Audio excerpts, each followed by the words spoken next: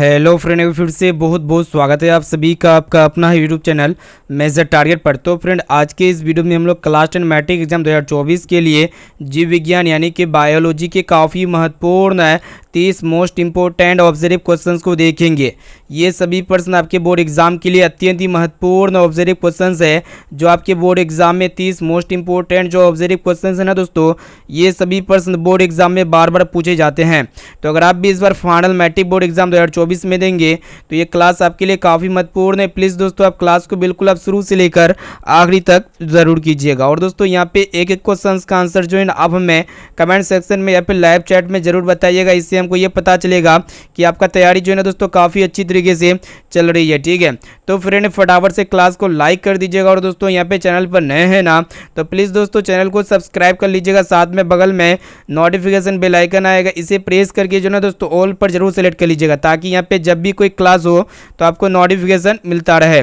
और दोस्तों, यहाँ पे जो 30 महत्वपूर्ण ऑब्जर्व क्वेश्चंस को सेलेक्ट किए हुए हैं ना, ये सभी प्रश्न आपके एनसीईआरटी के न्यू पैटर्न पर आधारित है। ठीक है, तो यहाँ पे एक एक क्वेश्चन आपके बोर्ड एग्जाम के लिए बहुत ही महत्वपूर्ण है। ठीक है, तो चलिए दोस्तों शुरू करते हैं यहाँ पे आज के पहले नंबर प्रश्न से। तो फ्रेंड देखिएगा, यहाँ पे आज का फर्स्ट प्रश्न जो कि आपके बोर्ड एग्जाम के लिए बहुत ही महत्वपूर्ण है 2024 के लिए। तो यहाँ पे आपको बताना है कि पौधों में गैसों के आदान प्रदान किससे होता है, काफ़ी महत्वपूर्ण है। ठीक है, तो देखिएगा दोस्तों, ऑप्शन ए में आपका दिया गया रंध्र के द्वारा, या फिर आपका यहाँ पे जड़ के द्वारा या फिर तना के द्वारा, और ऑप्शन डी में आपका दिया गया टहनी के द्वारा। तो फ्रेंड आपको पता होना चाहिए पौधों में जो गैसों का आदान प्रदान होता है ना, किससे होता है, तो यहाँ पे देखिएगा दोस्तों रंध्र के द्वारा होता है, जिससे हम लोग क्या कहते हैं दोस्तों, स्टोमाटा कहते हैं। ठीक है, इसको अच्छी तरीके से याद रखिएगा। और दोस्तों, ये जो रंध्र होते हैं ना कहाँ पे पाई जाती है, तो आपको पता होना चाहिए दोस्तों पत्तियों में जो है ना रंध्र पाई जाती है, यानी कि बहुत छोटे छोटे छिद्र होते हैं जिनके माध्यम से वो क्या करती है दोस्तों, गैसों का आदान प्रदान करती है। और दोस्तों, आपके बोर्ड एग्जाम में एक प्रश्न ये पूछे आते हैं कि जो पेड़ पौधे होते हैं उसका पत्ती हरा किसके कारण से दिखाई देती है, तो क्लोरोफिल के कारण से दिखाई देती है। अब चलिए फ्रेंड देखते हैं यहाँ पे नेक्स्ट क्वेश्चन की तरफ बढ़ चलते हैं। अब आइए देखते हैं यहाँ पे दूसरा नंबर प्रश्न क्या कराए कि यहाँ पे आपको बताना है कि जाइलम जो है ना किसके लिए उत्तरदायी होती है, काफ़ी महत्वपूर्ण है। ठीक है, तो यहाँ पे देखिएगा दोस्तों, ऑप्शन ए में आपका दिया गया जल का परिवहन के लिए, या फिर भोजन का परिवहन के लिए, या फिर अम्ल का परिवहन के लिए, या फिर ऑक्सीजन का परिवहन के लिए। तो फ्रेंड ये जल मतलब जाइलम जो होता है ना दोस्तों किसके लिए उत्तरदायी होती है, तो जल का परिवहन के लिए उत्तरदायी होती है। और दोस्तों, इसी में एक प्रश्न ये भी पूछे आते हैं कि फ्लोएम किसके लिए उत्तरदायी होती है, तो फ्लोएम जो है ना दोस्तों भोजन का परिवहन के लिए उत्तरदायी होती है। बोर्ड एग्जाम के लिए काफ़ी महत्वपूर्ण ये सभी प्रश्न है। अब चलिए फ्रेंड देखते हैं यहाँ पे नेक्स्ट क्वेश्चन की तरफ बढ़ चलते हैं। चलिए देखते हैं यहाँ पे तीसरा नंबर प्रश्न क्या कराएगी, यहाँ पे आपको बताना है कि अमीबा किसके द्वारा अपना भोजन अंतर्ग्रहण करता है। ठीक है, तो देखिएगा दोस्तों, ऑप्शन ए में आपका दिया उत्पाद के द्वारा, या फिर परिवहन के द्वारा, या फिर भोजन रसदानी के द्वारा, या फिर केंद्रक के द्वारा। तो फ्रेंड आपको पता होना चाहिए जो अमीबा होते हैं ना दोस्तों, ये अपना भोजन अंतर्ग्रहण किसके द्वारा करते हैं, तो उत्पाद के द्वारा करते हैं। और दोस्तों, आपके बोर्ड एग्जाम में एक प्रश्न भी पूछे आते हैं कि किसमें द्विखंडन होता है, तो फ्रेंड ये अमीबा में क्या होते हैं दोस्तों, द्विखंडन होते हैं। ठीक है, इसको अच्छी तरीके से याद रखिएगा। और दोस्तों, ये जो अमीबा होते हैं ना दोस्तों एक अमर प्रोटोजोआ होते हैं, एक कोशिकीय जीव होते हैं। अब चलिए फ्रेंड देखते हैं यहाँ पे नेक्स्ट क्वेश्चन की तरफ बढ़ चलते हैं। चलिए देखते हैं यहाँ पे नेक्स्ट क्वेश्चन चौथा नंबर प्रश्न जो कि आपके बोर्ड एग्जाम के लिए बहुत ही महत्वपूर्ण है। तो यहाँ पे आपको बताना है कि पेड़ पौधों की पत्तियां हरा किसके कारण से होता है। तो देखिएगा दोस्तों, ऑप्शन ए में आपका दिया गया क्लोरोफिल के कारण से, या फिर फ्लोरीन के कारण से, या फिर मैग्नीशियम के कारण से, या फिर लोह अयस्क के कारण से। तो फ्रेंड यहाँ पे देखिएगा जो पेड़ पौधे की जो पत्तियां होती है ना दोस्तों हरा किसके कारण से दिखाई देती है, तो क्लोरोफिल के कारण से दिखाई देती है, जिसे हम लोग क्या कहते हैं दोस्तों, पर्णहरित भी कहते हैं। ठीक है, इसको अच्छी तरीके से याद रखिएगा। चलिए देखते हैं यहाँ पे नेक्स्ट क्वेश्चन की तरफ बढ़ चलते हैं। अब आइए फ्रेंड देखते हैं यहाँ पे पांचवा नंबर प्रश्न को देखिएगा जो कि आपके बोर्ड एग्जाम के लिए बहुत ही महत्वपूर्ण है 2024 के लिए। ठीक है, तो यहाँ पे आपको बताना है कि मछलियाँ जो ना दोस्तों किस अंग से श्वसन करती है। तो देखिएगा यहाँ पे ऑप्शन ए में आपका दिया गया फेफड़ों से, या फिर ट्रेकिया से, या फिर सेल्स यहाँ पे क्या है दोस्तों, झल्ली से, या फिर गिल्स से। तो यहाँ पे देखिएगा दोस्तों जो मछलियाँ होती है ना दोस्तों किस अंग से श्वसन करती है, तो आपको पता होना चाहिए दोस्तों ये गिल्स यानी कि गलफड़ा के माध्यम से वो श्वसन की क्रिया करते हैं। ठीक है, और दोस्तों जो मनुष्य होते हैं इसका श्वसन अंग क्या होता है, श्वसन किसके द्वारा करते हैं दोस्तों, फेफड़े से करते हैं। इसको अच्छी तरीके से याद रखिएगा। अब चलिए फ्रेंड देखते हैं यहाँ पे नेक्स्ट क्वेश्चन की तरफ बढ़ चलते हैं जो कि बहुत ही महत्वपूर्ण है। तो यहाँ पे आपको बताना है कि ग्रहणी भाग होता है, ठीक है, यानी कि ग्रहणी भाग जो ना दोस्तों किसका होता है, मुख गुहा का होता है, फिर अमाशय का होता है, फिर छोटी आंत का होता है, और ऑप्शन डी में आपका दिया गया बड़ी आंत का। तो फ्रेंड ये देखिएगा जो ग्रहणी भाग होता है ना दोस्तों ये किसका होता है, छोटी आंत का होता है, यानी कि यहाँ पे सी वाला ऑप्शन जो है इसका बिल्कुल ही सही उत्तर हो जाएगा। चलिए देखते हैं यहाँ पे नेक्स्ट क्वेश्चन की तरफ बढ़ चलते हैं। अब आइए फ्रेंड देखते हैं यहाँ पे 7वां नंबर प्रश्न क्या कराएगी। यहाँ पे आपको बताना है कि फूल में नर प्रजनन अंग होता है, यानी कि फूल में नर प्रजनन अंग जो है ना दोस्तों कौन होता है, पुंकेसर होता है, या फिर अंडाशय होता है, या फिर वर्तिकाग्र होता है, या फिर वर्तिका होता है। तो फ्रेंड फूल में जो नर प्रजनन अंग होता है ना दोस्तों कौन सा होता है, पुंकेसर होता है। इसको अच्छी तरीके से याद रखिएगा। यहाँ पे ए वाला ऑप्शन जो है इसका बिल्कुल ही सही उत्तर हो जाएगा। चलिए देखते हैं यहाँ पे अगला प्रश्न। अब आइए फ्रेंड देखते हैं यहाँ पे नेक्स्ट क्वेश्चन क्या कराएगी। यहाँ पे आपको बताना है कि इंसुलिन की कमी से कौन सा रोग होता है, ठीक है। तो यानी कि जब भी शरीर में इंसुलिन की कमी होने लगता है ना दोस्तों सब शरीर में कौन सा अंग मतलब कौन सा रोग होता है, तो देखिएगा यहाँ पे उच्च रक्तचाप, या फिर मधुमेह, या फिर घेंगा रोग, या फिर बौनापन। तो फ्रेंड आपको पता होना चाहिए जब भी शरीर में इंसुलिन की कमी हो जाता है तो कौन सा रोग होता है दोस्तों, मधुमेह रोग होता है, यानी कि यहाँ पे बी वाला ऑप्शन जो है ना बिल्कुल ही करेक्ट आंसर हो जाएगा। और दोस्तों आपके एग्जाम में एक प्रश्न नहीं पूछे आते हैं कि आयोडीन की कमी से कौन सा रोग होता है, तो आपको पता होना चाहिए दोस्तों आयोडीन की कमी से घेंगा रोग होता है। अब चलिए फ्रेंड देखते हैं यहाँ पे नेक्स्ट क्वेश्चन की तरफ बढ़ चलते हैं। चलिए देखते हैं यहाँ पे नेक्स्ट क्वेश्चन क्या कराएगी। यहाँ पे आपको बताना है कि कोशिका झिल्ली जो है किस प्रकार की झिल्ली है, ठीक है। फटाफट से बताइए दोस्तों कोशिका झिल्ली किस प्रकार की झिल्ली है, पारगम्य झिल्ली, या फिर अपारगम्य झिल्ली है, या फिर आपका अर्ध पारगम्य झिल्ली, और ऑप्शन डी इनमें से कोई नहीं। तो फ्रेंड ये जो कोशिका झिल्ली है ना ये अर्ध पारगम्य झिल्ली है, यानी कि यहाँ पे सी वाला ऑप्शन जो है ना बिल्कुल ही सही उत्तर हो जाएगा। यानी कि ये कोशिका झिल्ली किस प्रकार की झिल्ली है दोस्तों, सेमी परमिएबल मेम्ब्रेन है, अर्ध पारगम्य झिल्ली है। अब चलिए फ्रेंड देखते हैं यहाँ पे नेक्स्ट क्वेश्चन की तरफ बढ़ चलते हैं। तो देखिएगा यहाँ पे 10वां नंबर प्रश्न क्या कराएगी। यहाँ पे आपको बताना है कि मानव में जो मानव हृदय होते हैं इसमें कितने कोष्ठ पाए जाते हैं, ठीक है। मानव हृदय में कितने कोष्ठ पाए जाते हैं, तो आपको पता होना चाहिए दोस्तों मानव हृदय में 4 कोष्ठ पाए जाते हैं, यानी कि यहाँ पे इसका बी वाला ऑप्शन जो है बिल्कुल ही सही उत्तर हो जाएगा। अब चलिए फ्रेंड देखते हैं यहाँ पे नेक्स्ट क्वेश्चन की तरफ बढ़ चलते हैं। तो देखिएगा यहाँ पे अगला प्रश्न क्या कराएगी। यहाँ पे आपको बताना है कि रक्त किसके कारण से लाल दिखाई देता है। तो देखिएगा दोस्तों ऑप्शन ए में आपका दिया गया हीमोग्लोबिन के कारण से, या फिर प्लेटलेट्स के कारण से, या फिर प्लाज्मा के कारण से, या फिर लसिका के कारण से।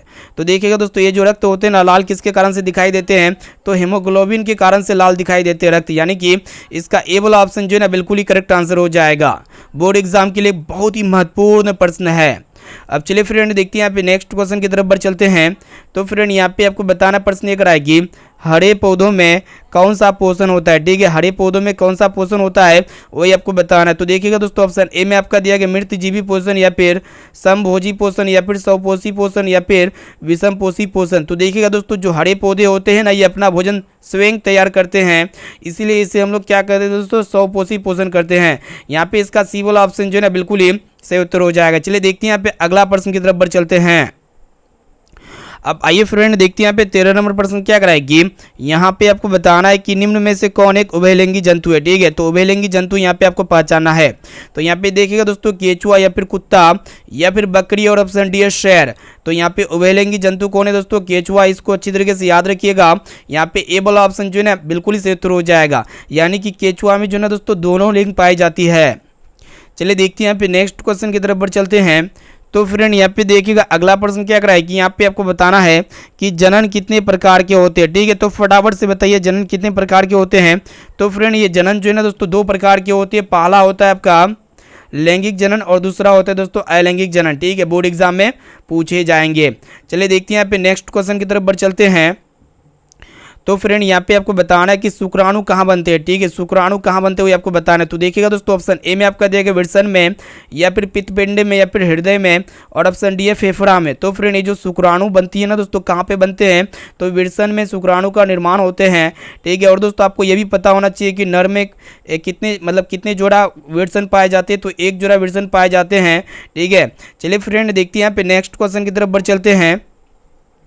अब आइए देखते हैं यहाँ पे अगला प्रश्न क्या कराए कि यहाँ पे आपको बताना है कि स्त्रियों में अंडाशय की संख्या कितनी होती है। ठीक है, तो यहाँ पे देखिएगा दोस्तों 1 या फिर 2 या फिर 3 या फिर आपका 4। तो फ्रेंड यहाँ पे देखिएगा जो स्त्री होते हैं ना उसमें जो अंडाशय की जो संख्या होती है कितनी होती है दोस्तों, अंडाशय 2 होती है स्त्रियों में। इसको अच्छी तरीके से याद रखिएगा, ये भी प्रश्न बोर्ड एग्जाम के लिए बहुत ही महत्वपूर्ण है। तो फ्रेंड यहाँ पे आज के इस वीडियो में जो है हम लोग यहाँ पे बायोलॉजी यानी कि जीव विज्ञान के 30 महत्वपूर्ण मोस्ट इंपोर्टेंट ऑब्जर्व क्वेश्चंस को देख रहे हैं। ये सभी प्रश्न 2024 के फाइनल मैट्रिक बोर्ड एग्जाम में देखने को मिलेगा।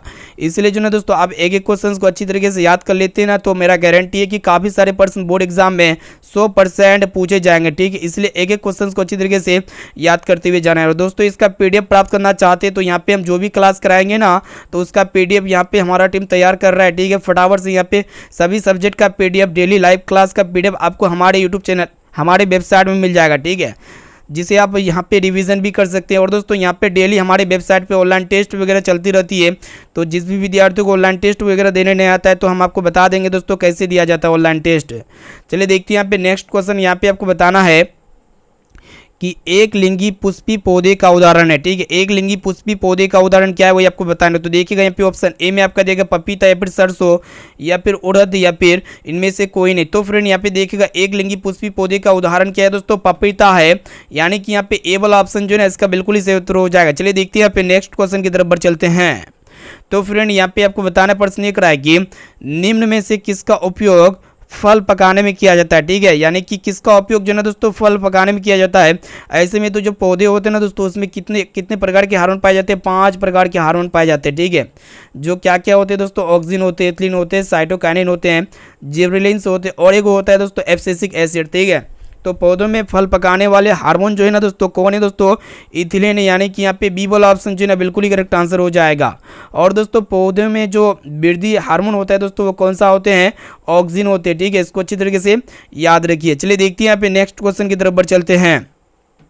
अब आइए फ्रेंड देखते हैं यहाँ पे अगला प्रश्न क्या कराए कि यहाँ पे आपको बताना है कि शरीर की सबसे लंबी कोशिका कौन सी होती है। ठीक है, तो शरीर की जो सबसे लंबी कोशिका होती है ना दोस्तों तंत्रिका तंत्र की कोशिका होती है।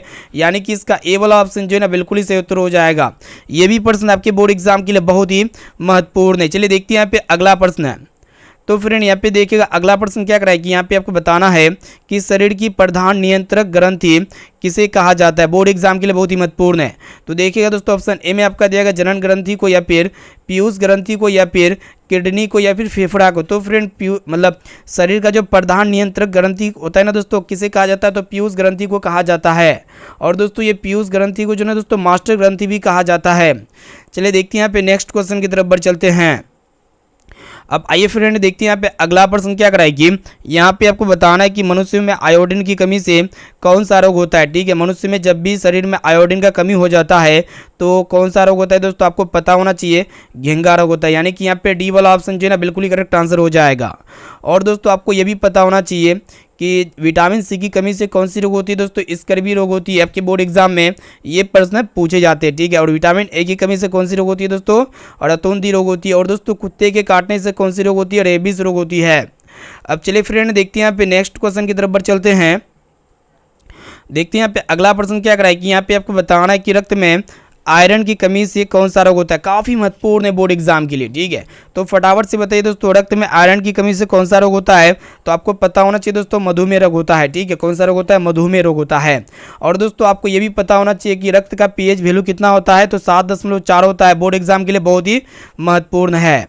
अब चलिए फ्रेंड देखते हैं यहाँ पे नेक्स्ट क्वेश्चन की तरफ बढ़ चलते हैं। तो यहाँ पे देखिएगा 23 नंबर प्रश्न क्या कराए कि यहाँ पे आपको बताना है कि अनुवांशिक के पिता किसे कहते हैं। ठीक है, तो देखिएगा यहाँ पे ऑप्शन ए में आपका दिया गया डार्विन को या फिर हेरोल्ड को या फिर मेंडल को और ऑप्शन डी है न्यूटन को। ठीक है, तो फ्रेंड ये अनुवांशिक के पिता किसे कहा जाता है, तो ग्रेगर जॉन मेंडल को कहा जाता है। ठीक है, इसको अच्छी तरीके से याद रखिएगा। और दोस्तों आपके एग्जाम में एक प्रश्न ये पूछे आते कि साधारण पौधे का चयन किसने किया था, तो मेंडल जी ने किया था। ठीक है, साधारण पौधे मतलब साधारण मटर के पौधे का चयन किसने किया था दोस्तों, मेंडल जी ने किया था मटर का पौधे का चयन। ठीक है, चलिए देखते हैं यहाँ पे नेक्स्ट क्वेश्चन की तरफ बढ़ चलते हैं। तो फ्रेंड यहाँ पे देखिएगा 24 नंबर प्रश्न क्या कराए कि यहाँ पे आपको बताना है कि मनुष्यों में गुणसूत्र कितनी जोड़ी पाई जाती है। ठीक है, मनुष्य में गुणसूत्र कितनी जोड़ी पाई जाती है दोस्तों, तो 23वीं जोड़ी गुणसूत्र पाई जाती है। ठीक है, और दोस्तों अगर आपके एग्जाम में एक प्रश्न ये भी पूछे जाते हैं कि मनुष्य में गुणसूत्रों की संख्या कितनी होती है दोस्तों, 46 होती है। इसको अच्छी तरीके से याद रखिएगा, ठीक है, काफ़ी महत्वपूर्ण ये सभी प्रश्न है। चलिए देखते हैं यहाँ पे नेक्स्ट क्वेश्चन की तरफ बढ़ चलते हैं। तो फ्रेंड यहाँ पे देखिएगा 25 नंबर प्रश्न क्या कराए कि यहाँ पे आपको बताना है कि पुरुषों का लिंग गुणसूत्र होता है, ठीक है, पुरुषों का जो लिंग गुणसूत्र होता है ना दोस्तों क्या होता है, XX होता है या फिर XY होता है या फिर दोनों या फिर इनमें से कोई नहीं। तो पुरुषों का जो लिंग गुणसूत्र होता है ना दोस्तों XY होता है, यानी कि इसका बी वाला ऑप्शन जो है ना बिल्कुल ही करेक्ट आंसर हो जाएगा।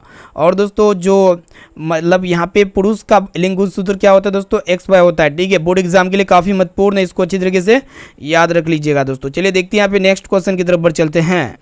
तो फ्रेंड यहाँ पे आपको बताना है कि द ओरिजिन ऑफ स्पीसीज नामक पुस्तक किसने लिखा, ठीक है, फटाफट से बताइए द ओरिजिन ऑफ स्पीसीज नामक जो पुस्तक लिखा था ना दोस्तों किसने लिखा था, तो आपको पता होना चाहिए दोस्तों डार्विन ने लिखा था, यानी कि इसका ए वाला ऑप्शन जो है ना बिल्कुल ही सही उत्तर हो जाएगा। चलिए देखते हैं यहाँ पे नेक्स्ट क्वेश्चन की तरफ बढ़ चलते हैं।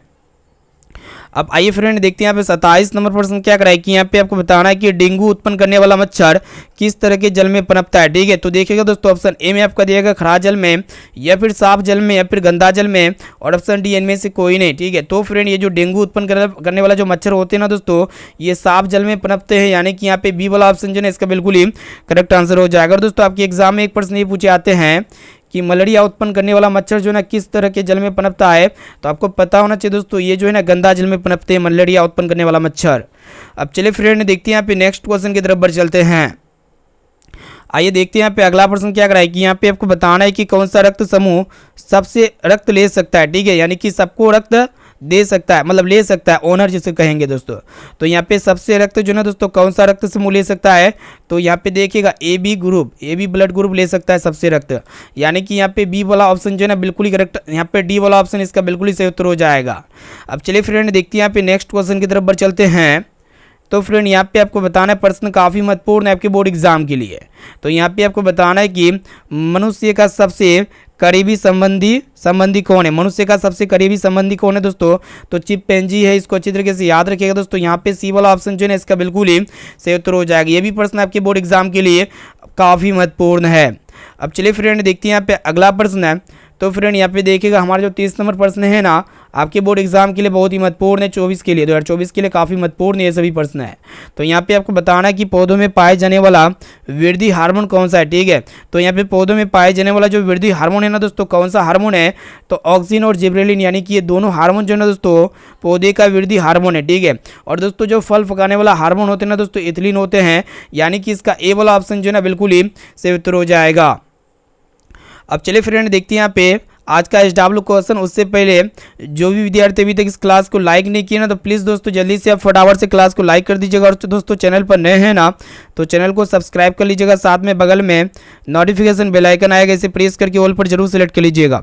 और दोस्तों जो भी विद्यार्थी अभी तक हमारे व्हाट्सएप ग्रुप में नहीं जुड़े हैं तो फटाफट से आप मेरा व्हाट्सएप नंबर को नोट कर सकते हैं। मेरा व्हाट्सएप नंबर है 6206076569। इस नंबर को आप सेव कीजिए और बोलिए कि सर हमें व्हाट्सएप ग्रुप में जोड़ दीजिए, तो हम जो है ना दोस्तों आपको व्हाट्सएप ग्रुप में जोड़ देंगे, ठीक है।